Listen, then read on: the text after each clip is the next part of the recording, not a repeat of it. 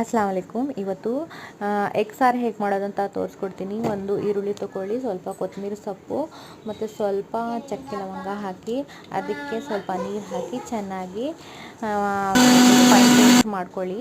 ಅದಾದಮೇಲೆ ಒಂದು ಪ್ಯಾನ್ಗೆ ಎಣ್ಣೆ ಹಾಕಿ ರುಬ್ಕೊಂಡಿರೋ ಹರಿಯ ಮಸಾಲ ಎಲ್ಲ ಫ್ರೈ ಮಾಡ್ಕೊಳ್ಳಿ. ಇದಕ್ಕೆ ಒಂದು ಚಮಚ ಜಿಂಜರ್ ಗಾರ್ಲಿಕ್ ಪೇಸ್ಟನ್ನು ಹಾಕಿ ಚೆನ್ನಾಗಿ ಫ್ರೈ ಮಾಡ್ಕೊಳ್ಳಿ.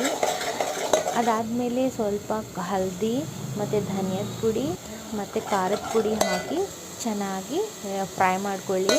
ಮತ್ತು ತಿರ್ಗಾ ನಾವು ಒಂದು ಪ್ಯಾನ್ಗೆ ಇದು ರುಬ್ಕೋಬೇಕು. ಕೋಕೋನಟ್, ಸ್ವಲ್ಪ 3 ಟೊಮೆಟೊ. ಅದಾದಮೇಲೆ ಇದು ಫೈನ್ ಪೇಸ್ಟನ್ನು ಮಾಡಿಕೊಂಡು ಅದಕ್ಕೆ ಸಾರು ಮಾಡ್ಕೊಳ್ಬೇಕು. ಸ್ವಲ್ಪ ನೀರು ಹಾಕಿ ಒಂದು ಚಮಚ ಇದು ಉಪ್ಪನ್ನು ಹಾಕಿ 3 ಮೊಟ್ಟೆನ ಹಾಕಿ, ಅದು ನೀರು ಕುದಿಯೋದ ಮೇಲೆ ಹಾಕಬೇಕು ಮೊಟ್ಟೆ, ಇಲ್ಲಾಂದರೆ ಮೊಟ್ಟೆ ಸ್ಮೆಲ್ ಬರುತ್ತೆ.